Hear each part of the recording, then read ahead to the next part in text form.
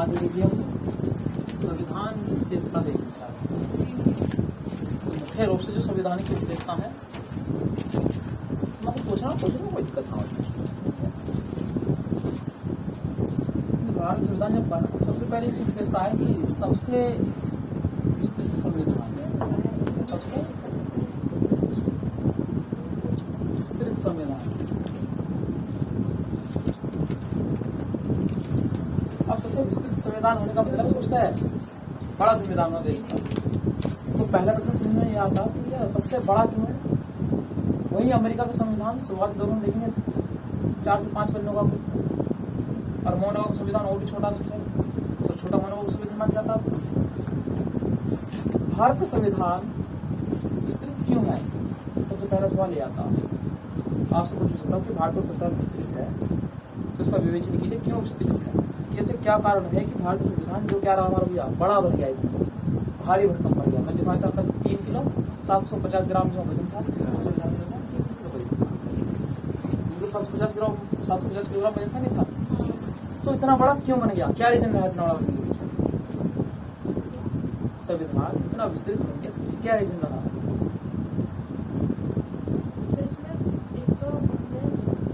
देशों से संविधान को पढ़ा, उसमें पढ़ने के बाद पहले तो ये छोटा ही बनाया गया था, लेकिन जो इसका प्रथम प्रारूप तैयार किया गया था उसमें भी देखा जाए तो फिर हम देखते हैं पहले हमने सबसे पहले हमने 70% भाग कहाँ से लिया भैया 1900 लिया, और वो खुद अपने आप में क्या भैया बहुत ही बड़ा दस्तावेज आया उसके पहले। दूसरी बात मैं करता हूँ पीएन राव ने, हाँ नेहरू को छोड़ दें, पीएन राव ने किया था प्रथम मसौदा तैयार, तो उसमें कितने थे 321 कुछ थे संशोधन, ठीक है 321 अनुच्छेद थे उस समय पे, बाद में 395 हो गए जो आगे। तो 321 अनुच्छेद में तो कम नहीं होते। मैं कह रहा हूँ बड़ा क्यों बन रहा है, इसके पीछे सबसे पहले बात समझिए। सबसे पहले नंबर है आपकी भौगोलिक स्थिति कारण। भौगोलिक जो स्थिति आपकी वो कारण है। भौगोलिक क्या है सिंपल बात, जो भारत का कोई छोटा क्षेत्रफल तो नहीं है, छोटा 32,87,693 वर्ग किलोमीटर क्षेत्रफल भारत का, 32,87,693 वर्ग किलोमीटर।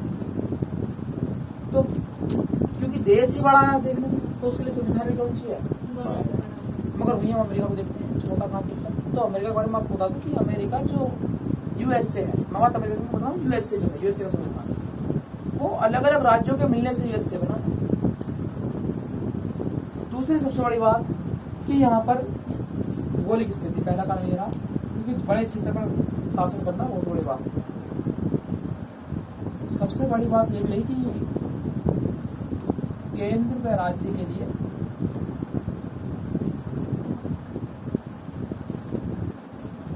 एकल संविधान, केंद्र का भी और राज्य का भी एकल संविधान, मतलब कि केवल केंद्र में जो संविधान है वही संविधान किस पर फॉलो होता है भैया, राज्य से।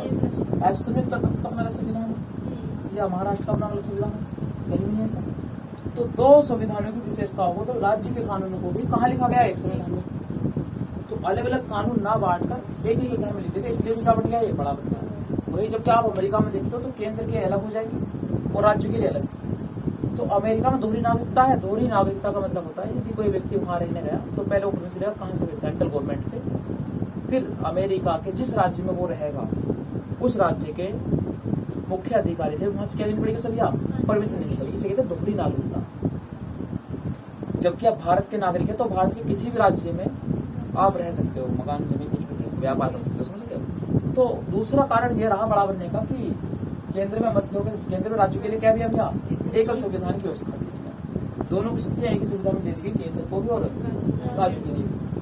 तीसरा सबसे बड़ा जो कारण रहा इसमें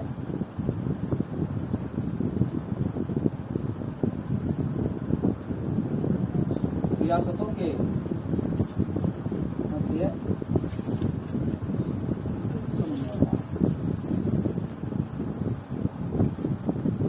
शुरू में जब रियासतों में बटा हुआ था, अब तो फिर प्रॉब्लम है, मतलब शुरू में जब बटा हुआ था तो समितियां बनाई गई बातचीत करने के लिए कि जो रियासतें हैं वो भारत संघ का क्या बन जाए, हिस्सा बन जाए। ठीक है, भारत संघ का हिस्सा बन जाए। और जो नहीं बन रही थी उन्हें समझौता किया जा रहा था कि हम आपको पेंशन देंगे, कुछ इस तरीके से कंपनसेशन देंगे उन चीज़ों का, कुछ उनके प्रावधान इसमें जोड़ दिए गए। जैसे कि भारत के अंदर रियासत जो राजा महाराजा की रियासत, जिससे आज से पहले हम देखते जम्मू कश्मीर का संविधान भारत में पहले अलग होता था, अब भारत के हिसाब से चल रहा, तो इसीलिए भी कुछ स्पेशल कंडीशंस के लिए भी क्या हो गया, संविधान क्या बड़ा है। तो यह संविधान बड़ा क्यों है। दूसरी बात कि इसमें प्रभाव, इसमें सबसे बड़ी विशेषताओं से भरा हुआ है हमारा संविधान। ये किसी भी एक पक्ष में पूरी तरह ना झुककर समझौते का परिणाम है मध्य। मैंने आपसे कहा था कि जब संविधान सभा में क्या हमने किया, संविधान तो कोई विचार होते कानून होते, तो यहाँ पर संविधान सभा में बैठने से पहले ये बात हुई कि हम वोटिंग जो मेथड है उसे फॉलो नहीं करेंगे। वोटिंग तो होगी मगर ऐसा ना हो कि किसी मुद्दे पर आज ज्यादा वोट पड़ गई, एक की तरफ कम पड़ी है, बेचारे परेशान हो गए, अगला मुद्दा हम भी वोट करेंगे देखना। मतलब कि लोगों में खाली इस चीज के लिए है कि जीत हार की बात हो जाए कि इन्होंने वोटों से जिताया, अंदर पा लिया। उन्होंने देखा कि यदि वोट कम भी पड़ी है तो हम उसके लिए कौन सा रास्ता निकालेंगे, मध्य का रास्ता, जिससे ये भी शांत रहे और ये भी शांत रहे। और ऐसा लगभग संविधान सभा ने हर कानून को बनाते समय किया। यदि संविधान सभा में 10 आदमी भी किसी कानून के बनने से विरोध में थे तो उनकी समस्या को सुना गया और उनके लिए भी कोई रास्ता निकाला गया। ऐसे नहीं निकाला कि भैया 100 लोगों ने साथ दिया, 10 लोगों ने मना कर दिया तो क्या 100 वाले की बात मान जाएगी, नहीं, क्योंकि आजादी सभी की थी। तो पहली बात तो ये पूछ सकता है कि विस्तृत क्यों है, तो विस्तृत से थोड़ी ये है। अब दूसरा जो फंडामेंटल यहाँ पर बात समझो कि दूसरी चीज तो पूछता है कि मौलिक ढांचा क्या है संविधान का, मौलिक ढांचा क्वेश्चन आया हुआ है, बेसिक स्ट्रक्चर क्या है संविधान का। तो इसके लिए पहले आपको 2-3 कहानी समझनी होगी, केस समझने पड़ेंगे। केस वानंद है, गोलकनाथ है मामला, बहुत सारे मामले हैं, समझिए कि जजमेंट। देखिए सबसे बड़ी प्रॉब्लम संविधान बनाकर पहले थे 26 नवंबर 1949 को कुछ भाग लागू हुए, जो पूर्ण तरह से लागू हुआ वो कब हुआ आपके 26 जनवरी 1950।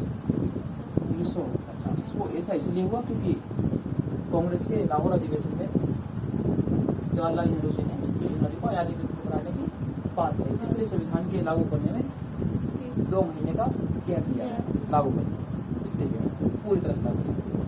अब असली प्रॉब्लम तो अब है जब संविधान लागू हुआ है। प्रॉब्लम अब तक सामने नहीं थी, अब तो संविधान बन गया, जब से बन गया संविधान लागू होने के बाद में जो समस्याएं सामने आनी थी वो थी कि ये संविधान जो बना है वो कहाँ तक भारत की जनता के लिए खरा उतरता है। बना तो दिया, अब जब लागू होगा जब देखते हैं क्या वास्तव में वही संविधान बना है जिसे वो चाहते थे, या ऐसा नहीं भी है। आपने रूल रेगुलेशन बना लिया, चलो आपने रूल रेगुलेशन बना लोगे, आप पढ़ने के यहाँ से 4 घंटे पढ़ना है, 5 घंटे पढ़ना है, पता पड़ेगा लेकिन 10 मिनट पढ़ेंगे, पढ़ना रहे। सबसे बड़ी बात होती है उसे फॉलो करना। समस्या सामने जब आते रूल तो बना सकते हो आप, बनाने में समय लगा बहुत ठीक है, मगर सबसे बड़ी समस्या जब आती है जब उन्हें क्या किया कभी कहीं ना कहीं लागू। और जैसे ही संविधान लागू हुआ 1950, उसके बाद में इंडियन गवर्नमेंट के सामने ऐसी समस्याएं आने लगी। अब क्या समस्याएं थी उसमें बात समझते हैं। संविधान में कितने भाग थे शुरू हो गया, 22 भाग थे संविधान, 22 भाग नहीं थे। तो 22 भाग में आज जो मैं तुम्हें क्लियर समझाऊंगा, जो आवाज में ठीक तरीके से समझोगे। भाग 3 के बारे में बात हो गया, भाग 3 क्या है बताएगा भैया कोई भी, कहाँ से कहाँ से भाग 3 है आपको मौलिक अधिकार नहीं पड़ेगा, क्या करना है भाग 4 आपकी मौलिक अधिकार है। कहाँ से कहाँ तक, अनुच्छेद 12 से 35 तक, इस बारे में बात करेंगे आज कि क्या है मौलिक अधिकार। दूसरी भाग जो मैं बात करूंगा आपके साथ जाएगा भाग 4 के बारे में, DPSP directive principles of state policy, बोलते राज्य के नीति निर्देशक तत्व, अनुच्छेद 36 से 51।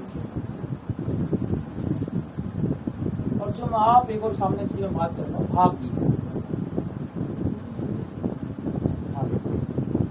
तो जो भाग 20 है ये है संविधान संशोधन, संविधान में संशोधन।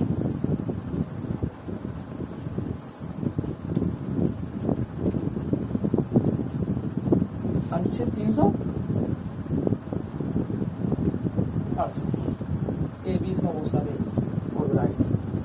इन 3 भावों में आज एक इंटरलिंक समझेंगे, क्या में इंटरलिंक क्या कनेक्टेड है, और आप जानेंगे यहाँ पर कि कैसे लड़ाई चालू हुई चीजों में, कैसे मूल अधिकार ही संविधान के आड़े आने लगे। सरकार जब गरीबों के हित में काम करना चाहती थी तो यही चीजें, संविधान ही खुद सरकार के आड़े में आ गया। कहीं ना कहीं संविधान ही के मौलिक अधिकारियों ने काम नहीं करने दे रहे थे गरीब लोगों के प्रति। इन चीजों को आज समझेंगे पहले तो, क्योंकि जब संविधान आजाद, संविधान सभा में जो बैठे थे वे सभी वर्ग के लोग थे मेरे ख्याल से, उनमें महिलाएं भी थी, पिछड़ी जातियों से लोग भी थे, आदिवासी लोग भी थे कुछ, मतलब कि लगभग सभी धर्म और सभी वर्ग के लोग इसमें थे मेरे ख्याल से, सभी तरह के थे ना भी थे। तो उन सभी का उद्देश्य क्या था संविधान सभा में बैठने का, पता है कोई मेरे बात? एक मिनट, क्यों बैठे संविधान सभा बनाने में? क्योंकि सभी को क्या चाहिए थे भैया? आजादी। और जब भी मैं बात करता हूँ आजादी की, पहले बात सुनो, आजादी, मैं कहता हूँ आजादी का मतलब सभी के लिए समान नहीं होता। आजादी का मतलब सभी के लिए समान नहीं होता। हो सकता है आजादी का मतलब हर किसी के अलग अलग हो, जैसे महिलाएं शामिल हुई संविधान सभा, कौन शामिल हुई? महिलाएं। अब महिलाओं के उद्देश्य में आजादी पाना था बस नहीं, उनका उद्देश्य था कि हमारी सामाजिक स्तर पर भी स्थिति क्या हो, अच्छी हो। या उनका बस ये सोचती कि बस 10-15 महिलाएं जाके बैठ जाएंगे संविधान सभा में, बात खत्म। उनका वे इसलिए बैठी संविधान सभा में, जो नया संविधान बनेगा उस संविधान में महिलाओं के कामकाज को भी सम्मान मिले, जो घर का कामकाज है उसे भी सम्मान मिले, सामाजिक स्तर उसका अच्छा हो, उसे आर्थिक स्तर पर भी बराबरी मिले, नौकरी करने का अधिकार हो, पैसे कमाने का अधिकार हो। क्यों इकोनॉमिक राइट बस केवल पुरुष ही अपने पास में? क्यों समाज के कार्यों में केवल पुरुष ही भाग ले, महिला क्यों ना ले? यदि कोई सामाजिक कार्य हो रहा है तो वहां पर महिला की भी राय ली जाए, इसलिए महिलाएं बैठी, या कुछ और उद्देश्य था उनका? अंग्रेजों को भगाना। संविधान सभा में महिला बैठी तो उनका उद्देश्य था। वही बात करो दूसरी, उस समय क्योंकि कृषि प्रधान देश था, देश हमारा, तो उसमें सबसे अधिक किसान या मैं कहूँ गाँवों से लोग शामिल हुए। अब किसानों के लिए आजादी का क्या मतलब है? किसानों के लिए आजादी का मतलब है जमींदारों से आजादी। जो जमींदार थे, जो किसानों को समय शोषण करते थे, लगान वसूलते थे, क्योंकि अंग्रेजों ने लगान वसूली चालू की। जमींदार मालिक होता था सभी जमीन को, किसानों की जमीन जमींदार के अंडर में कर दी गई थी, और जमींदार उनसे लगान वसूल कर वो सरकार को वसूलता देता था, और उसमें कुछ पैसा अपने पास रखता था। तो इसका मतलब है आजादी किससे चाहते हैं? ये चाहते हैं आजादी किससे भैया? जमींदारों से आजादी। ये सम्मान चाहती है, अपना स्थिति अच्छी चाहती है, शिक्षा चाहती है महिला यहाँ पर, इन्हें पढ़ा लिखा जाए, ये चाहते हैं किससे आजादी भैया? जमींदारों से आजादी। वही मैं बात करता हूँ कि SC, ST और OBC या अन्य पिछड़ी जातियां जो हैं, पिछड़ी जातियां हैं और भी आदिवासी जातियां हैं और भी अन्य पिछड़ी जातियां हैं, इनके लिए आजादी का मतलब है यहाँ पर क्या? इनके लिए आजादी का मतलब यह कि हम आजाद हो जाएगा देश बात खत्म नहीं। जो नया संविधान मिले उसमें इन्हें समाज में बराबरी से चलने का अधिकार मिले, इनके साथ में छुआछात, भेदभाव या धार्मिक छुआछात ना हो, इन्हें काम करने का अधिकार मिले, इनका वेतन मिले काम करने का। पहले ये होता था कि वेतन काम लोग वेतन नहीं देते थे काम करने का, जबरदस्ती काम करवा लेना, जान छुआछूत मानते थे, मंदिर के आगे से नहीं जाने देंगे, पढ़ने नहीं देंगे। तो इनके लिए आजादी का मतलब है कि हम भी पढ़ लिख सकें, हम कमा सकें और समाज में बराबरी पा सकें। तो देख रहे हो, एक वर्ड है आजादी, मगर इसका अर्थ क्या है ये समझना पहली बात है। आजादी किसके लिए आजादी? समझ रहे हो आप? तो इनके लिए था आजादी। वही मैं बात करता हूँ और भी आजादी, इसमें और शामिल हुए लोग, तो हर तरह के जो वर्ग है उनके लिए आजादी का क्या मतलब है? भिन्न। इसलिए सभी संविधान सभा में आकर अपना अपना महत्व दे रहे हैं कि जो नया संविधान बने उसमें हमें भी बराबर स्थिति मिले, हमें भी मिले। और उसी समय पर कांग्रेस ने वादा किया था इन सभी से कि यदि भारत देश आजाद हुआ आप हमारे साथ दीजिए, क्योंकि सब अलग अलग तो लड़ नहीं सकते, एक होकर लड़ेंगे, एक होकर लड़ेंगे। तो यहाँ पर कांग्रेस ने कहा कि आप सभी हमारा साथ दीजिए, हमारा आंदोलन बढ़ाइए और आजादी हम दिलाएंगे। आजादी का सोचते हो, जैसे आप देखते हो कभी आपके पास में जब सरकार वोट मांगने आती है, कोई भी विधायक आएगा तो आप कहोगे कि हमारे यहाँ पे नहीं सड़क, तो आप क्या कहेंगे? सड़क हम बनवाएंगे। तो यही बात थी कि के नारी कह रही थी कि हमें सम्मान नहीं मिलता, सम्मान हम दिलाएंगे, वोट हमारी सरकार आजाद दिलाओ। जैसे भारत से अंग्रेज जाएंगे हाँ आपको सम्मान दिलाएंगे, जैसे भारत से अंग्रेज जाएंगे हाँ आपको किसान जमींदारी से मुक्त कराएंगे। तो इन्हीं मुद्दों के ऊपर कांग्रेस ने पार्टी बनाई, अपनी सरकार बनाई। और जब पहला लागू हुआ भैया, तो पहले जब संविधान 26 जनवरी 1950 को लागू हो गया संविधान, तभी से इन्होंने इस चीज पर काम करना शुरू कर दिया। अब बात एक तो करनी है, जब पब्लिक ने कहा कि आपने हमसे कहा था कि आप आजादी दोगे, ये तो आजादी तुम्हारी हुई, तुम संसद में कब्जा करके बैठ गए, अंग्रेज गए तुम आ गए, हमारा क्या फायदा हुआ उसमें? भाई हमें तो जमींदार अब भी खून चूस रहा है, महिला कह रही है कि हमारी स्थिति क्या है, तुम्हें ये कह रहे हैं हमारे साथ तो भी वही चीज है। तो इसीलिए जिस दिन संविधान लागू हुआ उस दिन से ही कानून बनने तैयार हो गए इन लोगों के हितों के। और टकराव देखिए कैसे कैसे यहाँ पे आ रहे हैं। तो इनके लिए कुछ कहानियां हैं जो और समझनी पड़ेंगी।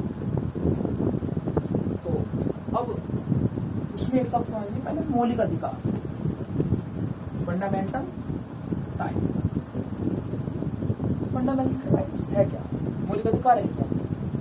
जीवन जीने के लिए वे अधिकार जिनके बिना जीवन जीना संभव ही नहीं है, वो क्या कहलाते हैं? मौलिक अधिकार। ये राज्य द्वारा दिए जाते हैं नागरिकों को, इनके बगैर आप जीवन नहीं जी सकते।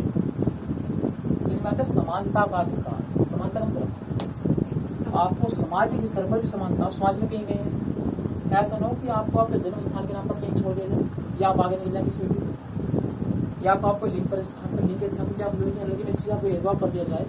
सोचिए आप कहीं गए, कहीं लड़के बहुत ज्यादा है तो लड़कों की सुन जाए, लड़की नहीं सुन जाए, तो लड़की क्या महसूस करेगी? बेकार नहीं है। कहीं आप गए, कहीं पैसे वाली सुन जा रही, खाली बस गरीबों की सुन जा रही, फिर क्या करोगे? कहीं आपकी कास्ट देखें तो क्या होगा भैया? तो इसीलिए समानता का अधिकार भी मूल्य अधिकारों में ये है। यदि समानता ना हो तो आप समाज में जी पाएंगे क्या? सही तरीके से नहीं जी पाएंगे।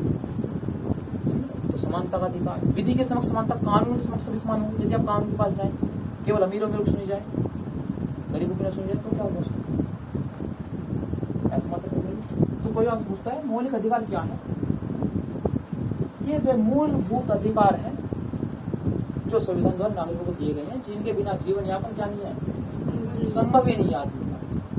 और जीवन यापन से मतलब है, देखो जीवन तो जानवर भी जीता है, मगर जानवर के जीने में मनुष्य के जीने में अंतर ही क्या है? मनुष्य चाहता है सम्मान पूर्वक जीवन, सम्मान के साथ में जान कुछ कर नहीं। तो प्लस इनकी रखवाली करता है हमारा काम सुप्रीम कोर्ट। यदि आपका मौलिक अधिकार आपसे चीजें जा रही हैं, सुप्रीम कोर्ट भी करता है, हाई कोर्ट भी करता है। इसमें 143 हाई कोर्ट के अनुच्छेद, इसमें आपका है अनुच्छेद 32। संविधान की आत्मा कहा जाता है 32 को। अम्बेडकर ने अनुच्छेद 32 को बनाया और इसे गारंटी बनाया कि आपको ये मौलिक अधिकार मिलेगा, इसकी गारंटी ये देता है सुप्रीम कोर्ट भी देगा। 143 अनुसार हाई कोर्ट से मिला सकते हैं, 32 अनुसार सुप्रीम कोर्ट कि यदि आपको कोई भी अधिकार नहीं मिलता है तो आप अनुच्छेद 32 के तहत सुप्रीम कोर्ट, जैसे पहले राजा महाराजा लिखित वहां जाते, हुजूर मेरा अधिकार मुझसे छीना जा रहा है, मेरी रक्षा करो। जैसे आप सुप्रीम कोर्ट में मेरी रक्षा करो, बस तुरंत अनुच्छेद 32 लग जाएगा और आप रिट जारी कर दो। इसकी रक्षा आप कौन रहे? सुप्रीम कोर्ट करेगा आपकी रक्षा। तो अनुच्छेद 32 गारंटी देता है कि आपको मौलिक अधिकार मिलेंगे ही मिलेंगे। यदि आप नहीं मिलते तो अनुच्छेद 32 के तहत, और यदि आप राज्य कोर्ट में जाना चाहते हैं, हाई कोर्ट से इलाहाबाद कोर्ट है, तो अनुच्छेद 143 के तहत आप जा सकते हैं। आर्टिकल 32 और आर्टिकल 133। तो अनुच्छेद 32 क्या करता है भैया? पूरी तरह से सेवा करता है। ठीक है, अधिकतर 32 केस बहुत बढ़िया होता है क्योंकि केंद्र का मामला आ गया, यहाँ पर राज्य का मामला है। ये एक बार खारिज हो जाएगा तो आप केंद्र डालोगे 32 के तहत। ठीक है, ये भी आर्टिकल देगा। तो मूल अधिकार समय में क्या चीज सुप्रीम कोर्ट क्या करता है? रक्षा करता है। तो शुरू में भी ये प्रावधान दिया गया था किसको? क्या? सुप्रीम कोर्ट को। और उसने डीपीएस की, directive principles of state policy, या राज्य के नीति निर्देशक तत्व, इसमें एक राज्य का आदर्श रूप बताया गया कि राज्य को कैसा होना चाहिए, शुरू राज्य कैसा हो, राज्य के नागरिक क्या कहते हैं, राज्य के दायित्व के बारे में बताया गया है। वो कब कि यदि राज्य के पास साधन हो जाए पर्याप्त, तो राज्य अपने नागरिकों को ये सुविधाएं, आप जब पढ़ेंगे तो देखेंगे बहुत अच्छी चीज है। मगर ये परिवर्तनीय द्वारा, ये परिवर्तनीय नहीं, ये न्यायोचित है। यदि आपको ये नहीं मिले तो आप कहाँ जा सकते हो? कोर्ट। मगर इनके बारे में ऐसा नहीं है। इसमें कहा गया यदि राज्य के पास में साधन है तो वो दे सकता है, नहीं है तो नहीं दे सकता। आप न्यायालय नहीं जा सकते। तो पावरफुल कौन है यहाँ पर? मौलिक अधिकार। डीपीएसपी पावरफुल नहीं है। यदि आपके डीपीएसपी नहीं मिले, ठीक है, तो आप कोर्ट नहीं जा सकते। जैसे डीपीएसपी में एक चीज आती है, पहले आती थी शिक्षा का अधिकार, अब तो फिर मौलिक अधिकार हो गया वो। या स्वास्थ्य का अधिकार, यदि राज्य स्तर पर आपकी स्वास्थ्य की हालत ठीक नहीं है अस्पतालों की, तो आप कोर्ट जा नहीं सकते। कर्मचारी भी शिकायत कर सकते हो आप, मगर आप इसलिए नहीं जा सकते कि राज्य हमारे लिए अच्छे से अच्छे अस्पतालों को बनाए। राज्य के पास में साधन हो जाएंगे, खुद बना देना, आप प्रेशराइज नहीं कर सकते उसे।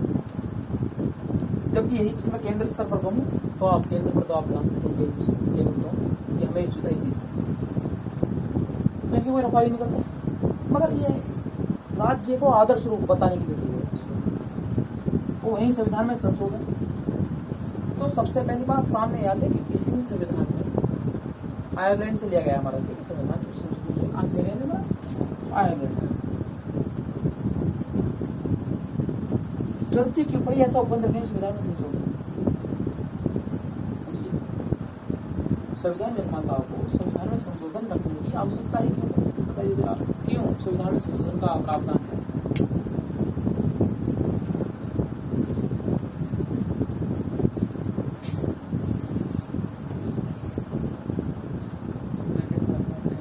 समय के साथ साथ बदलाव होते हैं, तो उस बदलाव के साथ साथ अपने जो हितों के कानून है वो इसमें ऐड किए जा सकते हैं, तो ये सही रहेगा।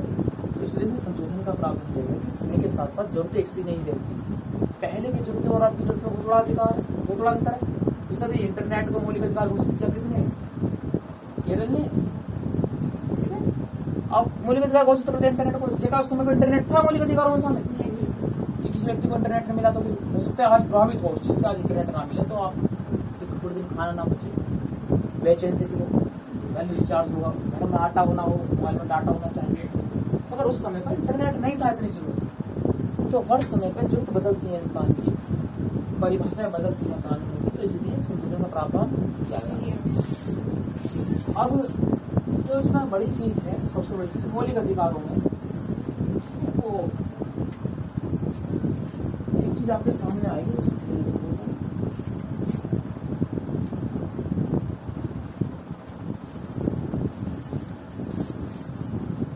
मौलिक अधिकारों में पहले एक अनुच्छेद था।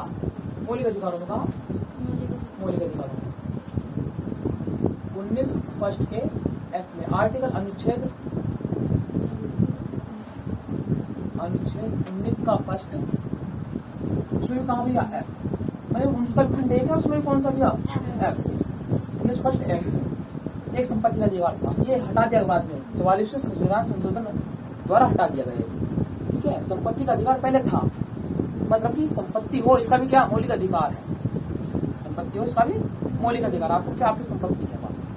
तो अनुच्छेद 19 एक उसमें बताया था कि संपत्ति क्या है आपका मौलिक अधिकार है,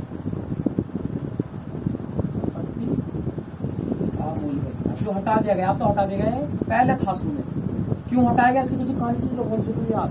एक 29 एक्ट है, एक जो दूसरा आपका भैया 31 अनुच्छेद 31। अब 31 में क्या था? 31 में था कि यदि आप किसी भी व्यक्ति से उसकी संपत्ति छीनते हो, गवर्नमेंट के लिए कहा गया था, यदि आप किसी व्यक्ति से कोई भी संपत्ति छीनते हो तो उसके लिए आपको उस व्यक्ति को कंपनसेशन यानी कि क्षतिपूर्ति देना होगा। ठीक है, मतलब कि इसमें था संपत्ति का अधिग्रहण, संपत्ति का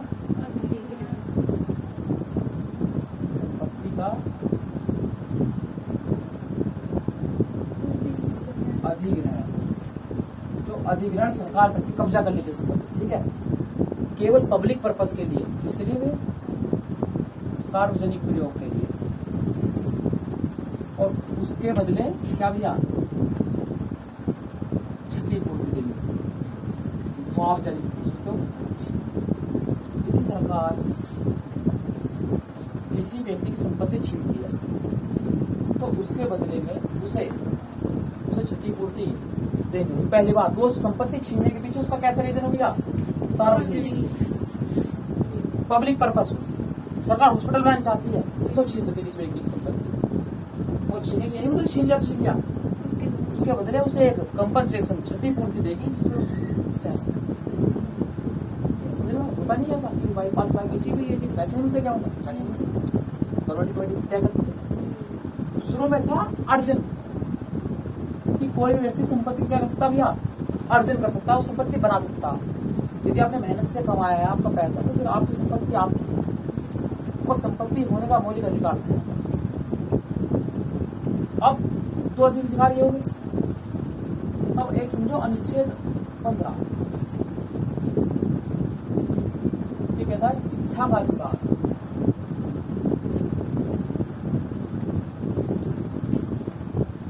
कि सभी को समान रूप से शिक्षा मिलेगी और सभी को धार्मिक शिक्षा।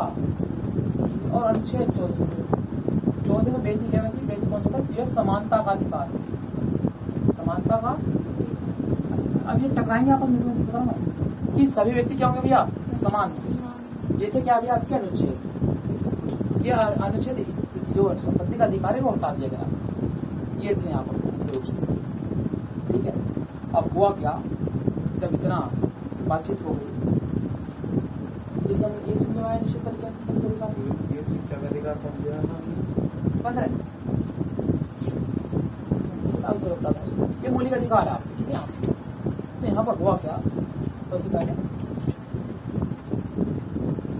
डीपीएसपी में राज्य के आदर्श रूप थे, उसमें ग्राम पंचायत के बारे में बताया गया था, बहुत सारी चीजों को बताया गया था, बाद में आगे से जोड़ा गया था। तो राज्य नागरिकों को क्योंकि सरकार बनी है, उसमें वादे पूरे करने, किसानों के प्रति किए गए वादे, महिलाओं के प्रति किए गए वादे, और जो निचली दलित कास्टें हैं ओबीसी SC ST उनसे जो वादे किए थे उनके वादे क्या करने थे पूरे करने। यहाँ पर सबसे पहला जो मामला आया वो आया चंपागन दुराई राजन, पहला मामला सबसे पहला चंपागन दुराई राजन वर्सेस भारत संघ। अब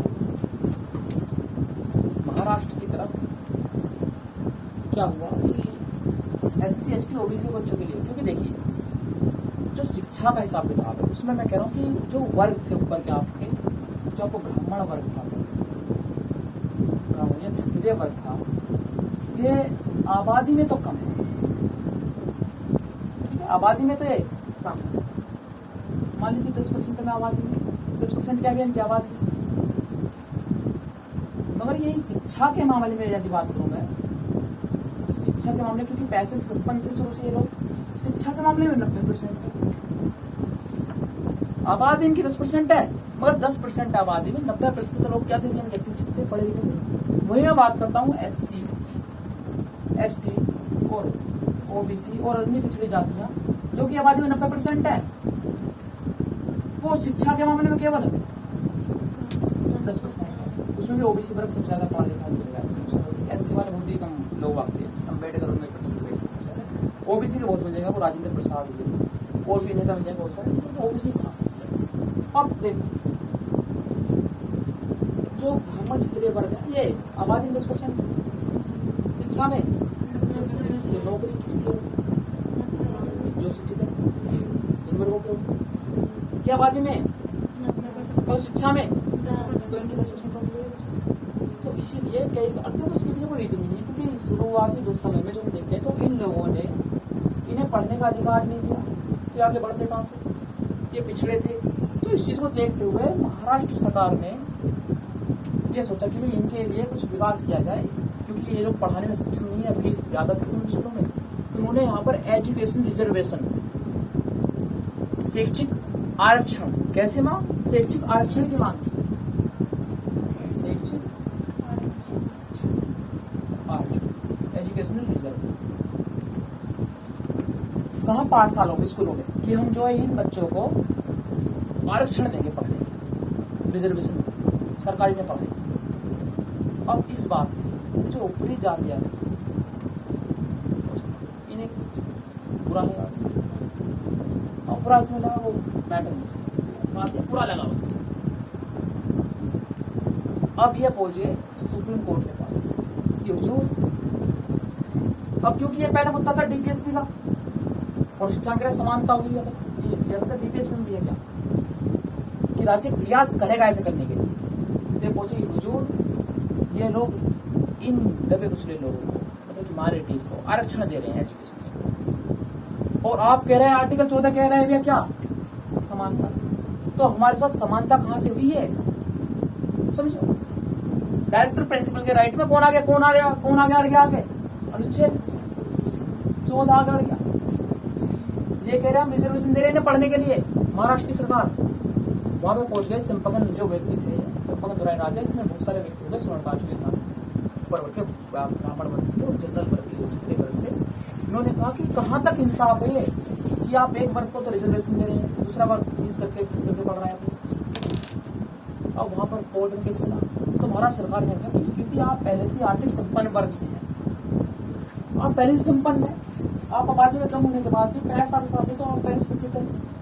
तो इन्होंने कहा कि हम उस बात से मतलब नहीं, हम क्या है, हमें मतलब इस बात से है, जब संविधान का अनुच्छेद 14 कह रहा है समानता का अधिकार, सभी समान है, तो इन्हें रिजर्वेशन क्यों? अब सुप्रीम कोर्ट है, उसे रखवाली किसकी नहीं है, मौलिक अधिकार होगी, तो इस बात की उसने कहा सुप्रीम कोर्ट सही बात है। अब क्या करें, हमारी गलती है, तो उन्होंने इस केस को क्या कर दिया भैया, सुप्रीम कोर्ट ने खारिज कर दिया, ऐसा कोई आरक्षण।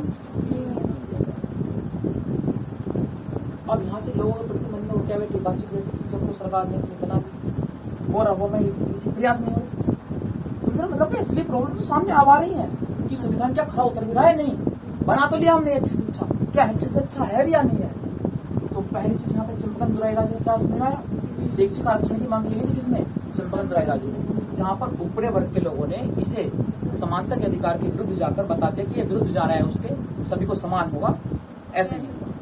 अब गलती इनकी भी, तो इनके पास पैसा बहुत है, पढ़ लेंगे, मगर इनके लिए तो चल कुछ स्पेशल ट्रीटमेंट देना पड़ेगा। तो यहाँ से सबसे पहले प्रॉब्लम यहाँ पे आई साहब, ठीक है। उसके बाद में क्या एक आया कमाल की बात यहाँ पर भी कि दूसरा मामले सामने लिखा आया भैया आपका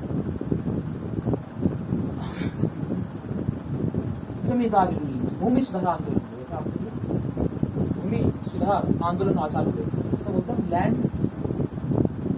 रिफॉर्म। अब इसके बारे में संबंधित जो आर्टिकल थे उसका बता दूंगा, लैंड रिफॉर्म चालू किया। अब जो लैंड रिफॉर्म मतलब इसे बोलते हैं भूमि सुधार, पढ़ा होगा सभी ने, भूमि सुधार आंदोलन है।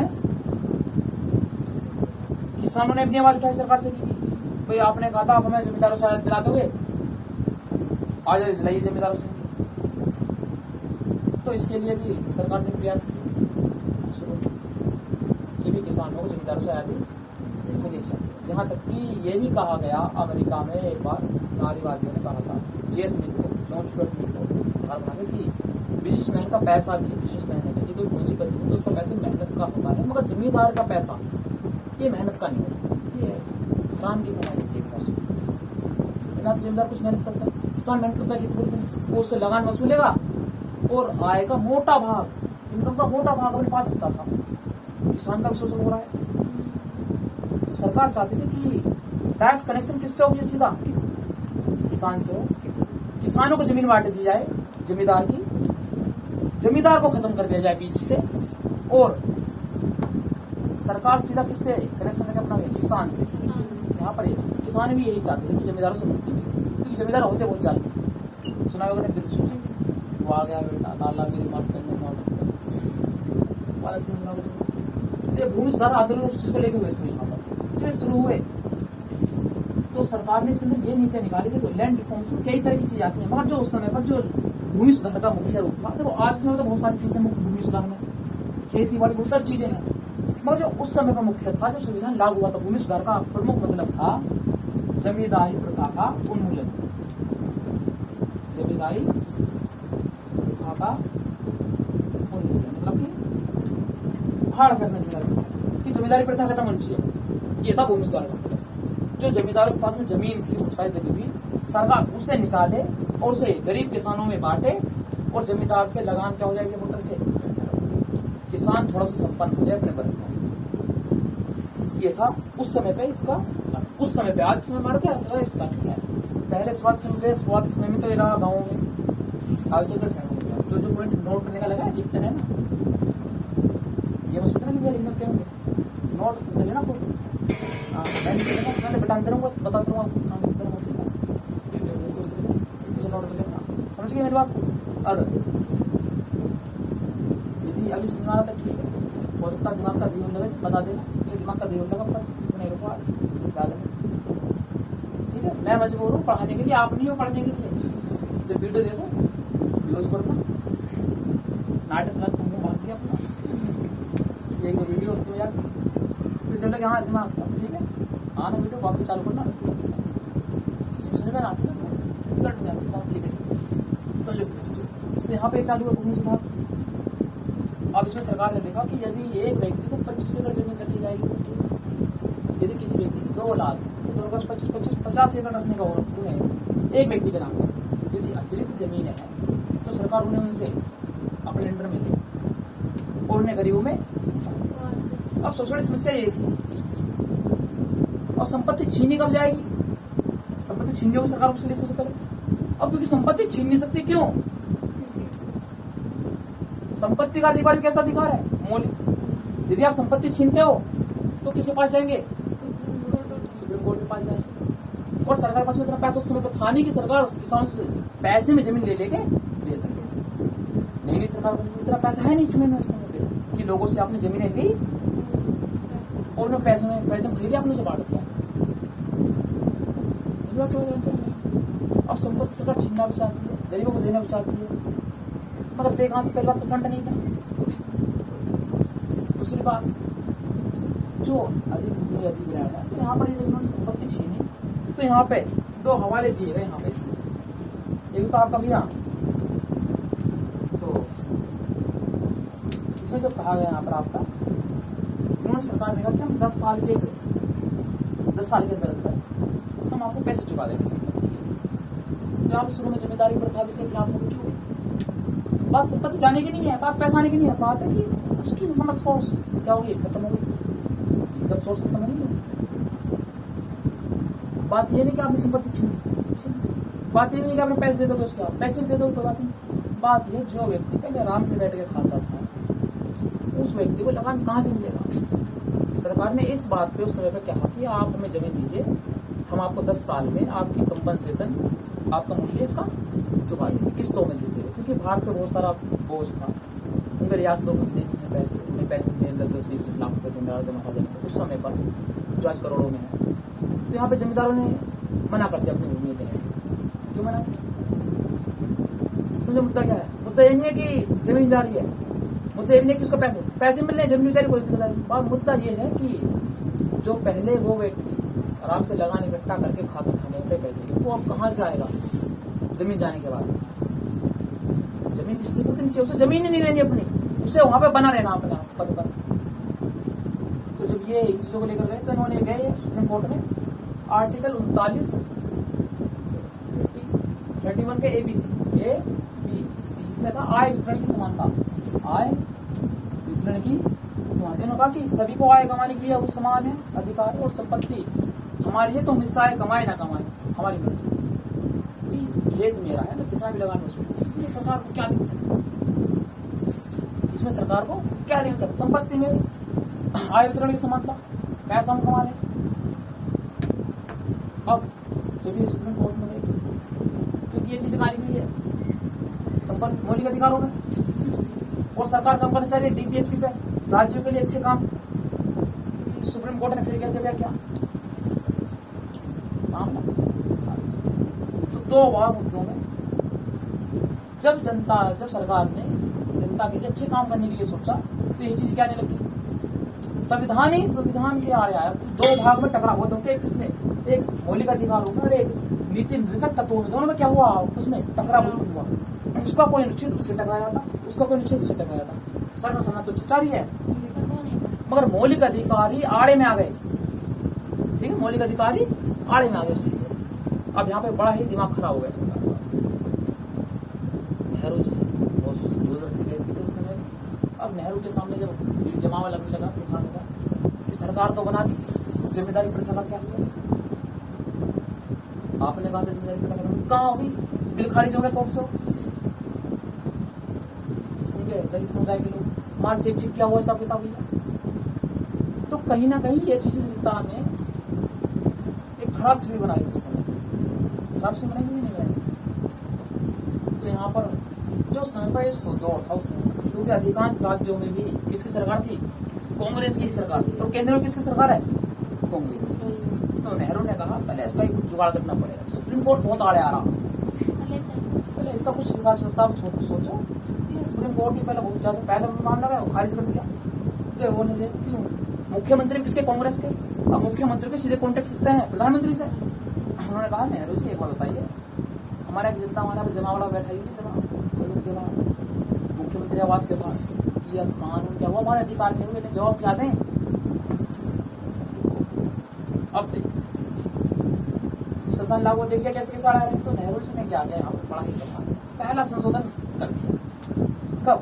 1950 में पहला संशोधन उसी साल में हुआ। हम संविधान संशोधन 1950 में 51 के शुरुआत के समय में था, 50 मान लो, 51 मान लो, 50 में पारित कर दिया, लागू कर दिया। और पहले संविधान संशोधन द्वारा, क्योंकि मूल संविधान में कितनी अनुसूची थी? 8। इन्होंने 9 अनुसूची कर दी, एक अनुसूची जोड़ी, 9वीं अनुसूची, 9वीं अनुसूची जोड़ी। और 9वीं अनुसूची में विषय डाल दिए DPSP के, जमींदारी प्रथा संबंधी व्यवस्था की। पूरे संविधान की अब तक की सबसे ज्यादा विवाद वाली सूची रही है, जिस सूची पर क्या रहा हो, आपस में विवाद रहा हो, इसमें इसके अंदर डाल दिया। यदि इसके अंदर विषय डाल दिया जमींदारी प्रथा का, या डाल दिया भूमि सुधार आंदोलन, और कहते सुप्रीम कोर्ट साफ साफ, यदि कोई भी कानून 9वीं अनुसूची के अंतर्गत बनाया जाता है या 9वीं सूची के किसी तत्व बनाया जाता है तो सुप्रीम कोर्ट उस पर विचार ही नहीं करेगा, आंख बंद कर लेगा सीधी। इसके अंदर भूमि वाला सब भूमि सुधार डाल देंगे 9वीं अनुसूची में। इसके अंदर डाल देंगे आप चंपाकंद तुराई राजा का मामला और अटका हुआ सी, इसके अंदर डाल शिक्षा भी डाल देगा, इसके अंदर शिक्षा भी डाल देना 9वीं अनुसूची के अंदर ही। और क्लोजेस और जोड़ दिए इसमें, जो संपत्ति था इसमें ही, इसमें क्लोज और जोड़ा, एक नोट जोड़ा इसमें आपका, कि यदि कोई भी राज्य या केंद्र सरकार भूमि सुधार को लेकर कोई कानून लाती है तो उस पर संपत्ति का अधिकार लागू नहीं होगा। कहां पर लागू नहीं होगा? यदि भूमि सुधार को लेकर कोई भी कानून लाया जाता है तो उसमें भूमि सुधार लागू नहीं होगा। और एक क्लोज यहाँ लिखवा दिया शिक्षा के अधिकार में, यदि कोई भी सरकार, राज्य सरकार गरीब लोगों के लिए शिक्षा का कोई विशेष प्रबंध करती है तो उस पर संपत्ति का समानता का अधिकार लागू नहीं होगा। यहाँ भी लिखवा दे, यहाँ भी 9वीं सूची में डाल दिया। अब करो, अब ये लोग जो थे बेचारे, जो पहले उसमें जो खपा हुए लोग हैं, कौन? स्वर्ण समाज के लोग, क्षत्रिय समाज के लोग, वे भी खपा, क्या आरक्षण मिल जाएगा ना शिक्षा का? स्वर्ण समाज के लोग खपा, हम लोग और भी आप लोग प्लस जमींदार लोग, तीनों को दिक्कत होगी। इन्हें ट्रैक की भूमि न छिन जाए, इन्हें ट्रैक पढ़ना ले, तो इन्होंने अपना ग्रुप बनाने लगे। इन्होंने कहा छोड़ो पढ़ा, अलग अलग सोच पाते ना, एक काम करो, ये सिद्ध करते हैं पहला संविधान संशोधन ही बेकार है। यदि आपने प्रथम संविधान संशोधन बेकार कर दिया तो भूमि सुधार भी खत्म और शिक्षा भी खत्म।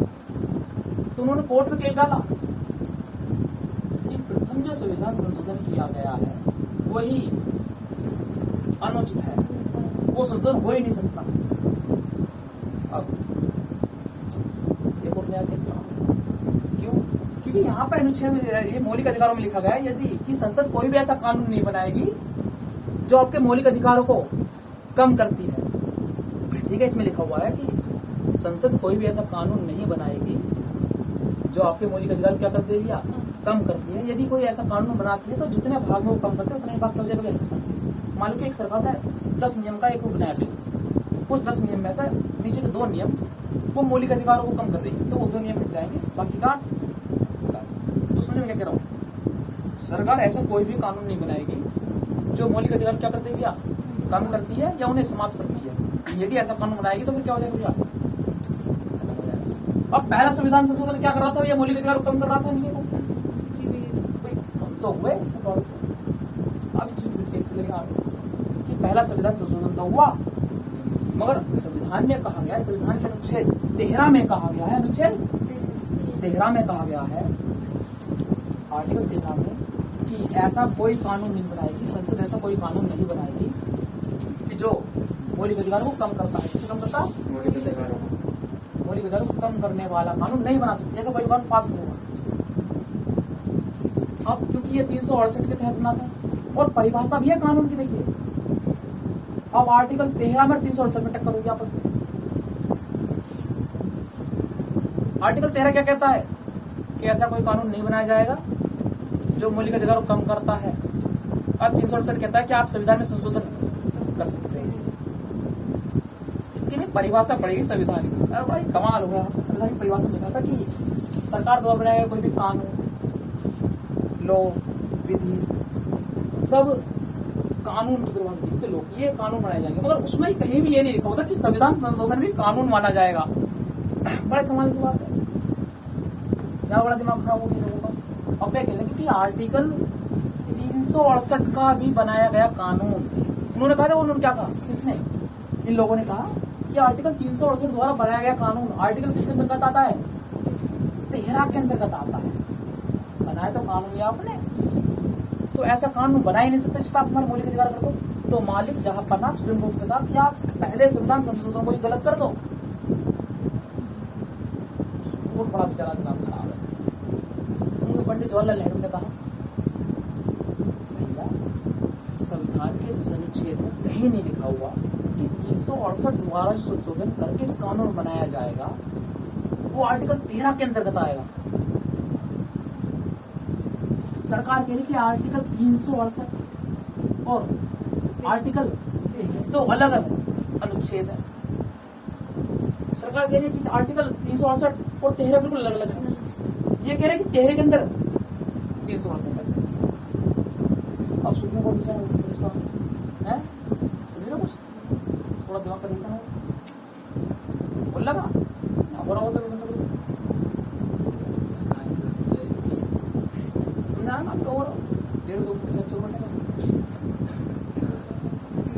15 मिनट एक घंटे सरकार वे कह रहे लोग कि अनुच्छेद 13 368 द्वारा यदि कोई तुम कानून बनाओगे, संविधान में संशोधन करोगे तो बना तो मालिक वो कानून ही तो आएगा 13 के अंदर, और 13 कह रहा कि आप कोई भी ऐसा कानून नहीं बना सकते जो अधिकारों को कम करे।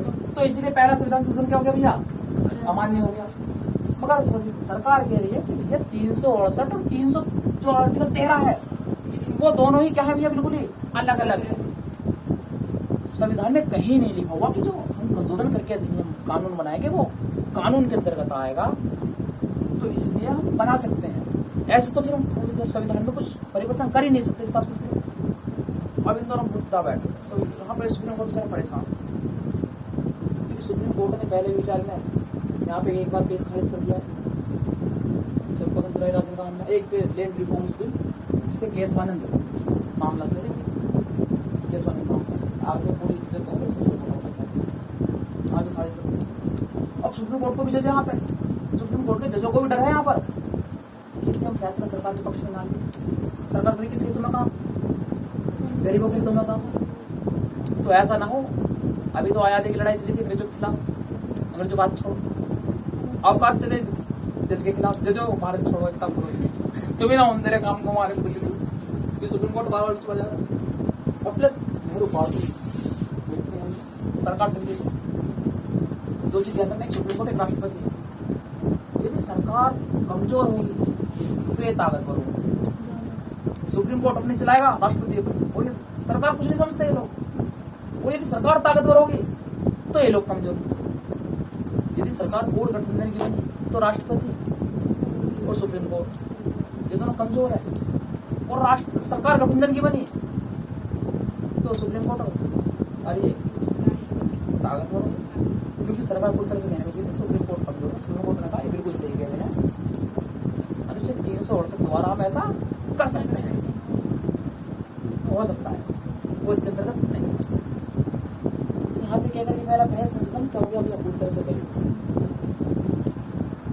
अब पहला संविधान संशोधन वैलिड हो गया, और दिक्कत तो अब सामने और आने वाली थी, अभी तो और आड़े आए। क्योंकि पहली बार जब सुधार करने के प्रयास किए गए तो इतने आड़े आए, अब दूसरी बार और दिक्कत पड़ी। तो पहली बार केशव ने भारतीय मामले में बयान किया सरकार को, क्या बयान दिया कि जो आर्टिकल 368 का अनुच्छेद है, संविधान संशोधन है, वो इसके अंतर्गत नहीं है, वो बिल्कुल ही क्या है, बिल्कुल अलग है, और सरकार ऐसे नियम बना सकती है। इसलिए नहीं दी सरकार ने कि है अलग है, वो डर से इसलिए दिया कि हमारे खिलाफ आंदोलन हो जाए। सरकार की समझ नहीं है कि सरकार तो कहते कि ये पास कर जाएंगे, फिर भी सुप्रीम कोर्ट टांग अड़ाते अपने हम देगा कि अभी तो अंग्रेज भगाए, कभी पता पड़े जजी भग रहे। अब यहाँ पर एक नाना पालिके वाला आते हुए वकील, वो इतने गहरे इंसान है, उन्होंने भारत सरकार को कहेंगे चुने चपवा दिए कि मैं भी अपनी बात मनवा के रहूँ।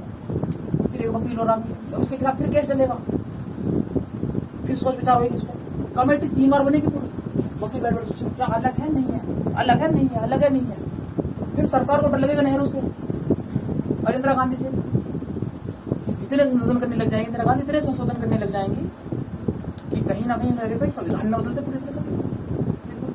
तो वे कहेंगे सुनो, सरकार के पास शक्ति तो है, मगर संविधान बनाने की शक्ति नहीं है, संविधान में संशोधन करने की शक्ति है, तो इतने संशोधन नहीं कर सकते कि आप संविधान ही बदल जाए। तो वहां इंदिरा गांधी कितने कर सकते हैं बता दो, कितने कर सकते हैं जिससे संविधान का मौलिक ढांचा ना बदले।